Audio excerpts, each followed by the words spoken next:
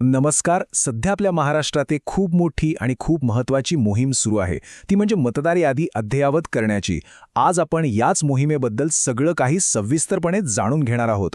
हा प्रश्न खरं तर प्रत्येकाने स्वतःला विचारायला हवा. का? कारण आपल्या लोकशाहीचा जो पाया आहे ना, तोच आहे एक अचूक मतदार यादी. आणि बरोबर हीच अचूकता जपण्यासाठी एक खूप मोठी, एक अभूतपूर्व मोहीम हाती घेण्यात आली आहे. ऐकून कदाचित आश्चर्य वाटेल, पण शेवटची अशी देशव्यापी म्हणजे घरोघरी जाऊन मतदार तपासणी झाली होती तब्बल 20 वर्षांपेक्षा जास्त काळापूर्वी.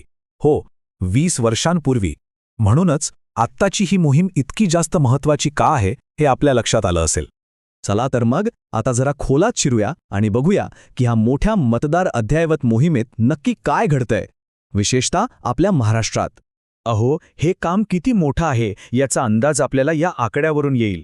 विचार करा, संपूर्ण महाराष्ट्रात तब्बल 1 लाखाहून अधिक बूथ लेवल ऑफिसर म्हणजे BLO या कामासाठी तैनात करण्यात आले आहेत. आणि हे लक्षात ठेवा, हे काही फक्त ऑफिसमध्ये बसून कागदावर होणारं काम नाहीये. हे थेट घराच्या दारापर्यंत पोचणारं काम आहे. बरं, आपण हे SIR 2026 असं म्हणतोय, पण हे नक्की आहे तरी काय?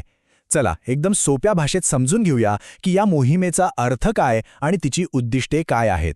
तर SIR म्हणजे स्पेशल इंटेन्सिव्ह रिव्हिजन किंवा मराठीत म्हणूया विशेष सघन पुनरीक्षण. ही एक देशव्यापी आणि खूपच काटेकोर प्रक्रिया आहे. यात होतं काय की प्रत्येक नोंदणीकृत मतदाराच्या घरी प्रत्यक्ष जाऊन त्यांची माहिती तपासली जाते.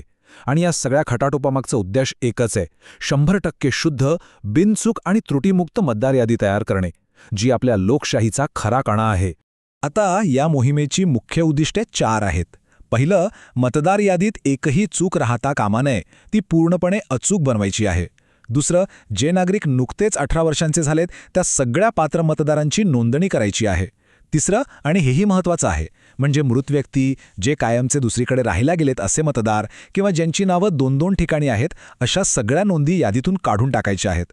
आणि चौथं, जे खरं तर सगळ्यात महत्त्वाचं आहे, ते म्हणजे 2002 सालची जी मतदार यादी होती तिला एक बेसलाईन किंवा आधारस्तंभ मानून त्यानंतर झालेल्या कोणत्याही बनावट नोंदी शोधून त्या वगळायच्या आहेत, म्हणजे यादी एकदम स्वच्छ आणि विश्वासार्ह होईल.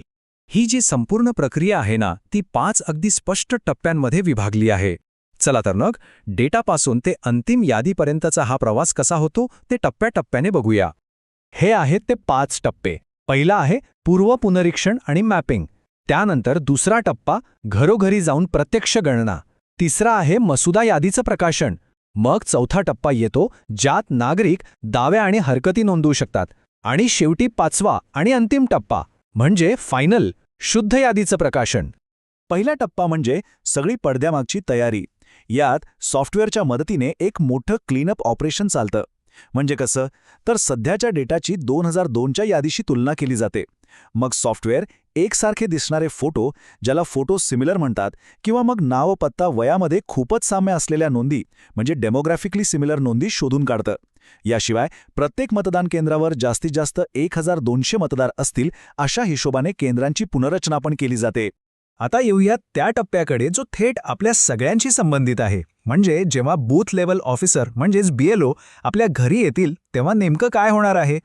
आणि इथे एक खूप महत्त्वाची गोष्ट लक्षात घ्या. ही माहिती थेट निवडणूक आयोगाच्या सूचनेतून आलेली आहे की या भेटीदरम्यान BLO आपल्याकडून कोणत्याही प्रकारची नवीन कागदपत्र गोळा करणार नाहीत. ते फक्त त्यांच्याकडे असलेल्या आधीच छापलेल्या गणना फॉर्ममधील माहितीची पडताळणी करतील. त्यामुळे त्यांना वेगळी कागदपत्र देण्याची गरज नाही.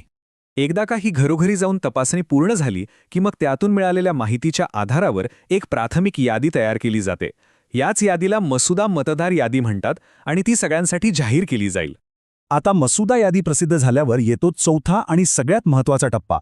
हीच ती वेळ आहे जेव्हा आपल्याला आपली माहिती तपासायची आहे आणि काही चूक असेल तर ती दुरुस्त करून घ्यायची आहे. इथे स्लाईडवर दिसतंय बघा, नवीन नाव नोंदवण्यासाठी फॉर्म नंबर 6 आहे. एखाद्या चुकीच्या नावाला आक्षेप घ्यायचा असेल किंवा नाव वगळायचं असेल तर फॉर्म 7 आहे.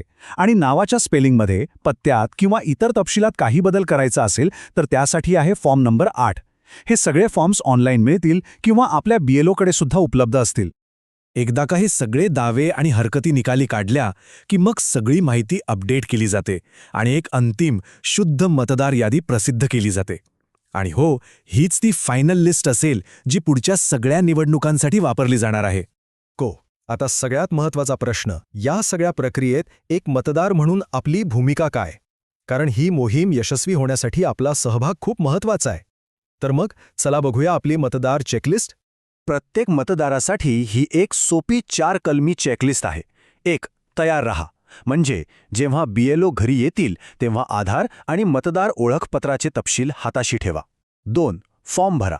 BLOने दिलेला गणना फॉर्म काळजीपूर्वक भरा किंवा तो ऑनलाईनही भरू शकता. 3. मसुदा तपासा. जेव्हा मसुदा यादी जाहीर होईल तेव्हा त्यात आपलं नाव आणि बाकी तपशील बरोबर आहेत की नाही हे नक्की तपासा. आणि 4. जर काही चूक आढळली तर लगेच योग्य फॉर्म वापरून ती कळवा आणि दुरुस्त करून घ्या. चला आता शेवटच्या टप्प्यात येऊया. एवढी मोठी प्रक्रिया, एवढे कष्ट, हे सगळं का केलं जात आहे? प्रत्येक मताची सुरक्षा करणं इतकं महत्त्वाचं का आहे? हे लक्षात ठेवणं गरजेचं आहे की हे फक्त एक सरकारी किंवा प्रशासकीय काम नाही. ही आपल्या लोकशाहीची मुळं आणखी घट्ट करण्याची प्रक्रिया आहे. कारण एक अचूक मतदार यादीच मुक्त, निष्पक्ष आणि पारदर्शक निवडणुकांचा पाया रचते. आणि म्हणूनच या महान कामात प्रत्येक नागरिकाचा सक्रिय सहभाग खूप मोलाचा आहे. आणि जाता जाता एक विचार जो आपल्या सगळ्यांनी करायला हवा. जेव्हा आपली अख्खी लोकशाही केवळ एका मतदार यादीच्या पायावर उभी असते तेव्हा विचार करा, त्या यादीतल्या एका छोट्याशा चुकीची किंमत काय असू शकते. याचा विचार नक्की करा.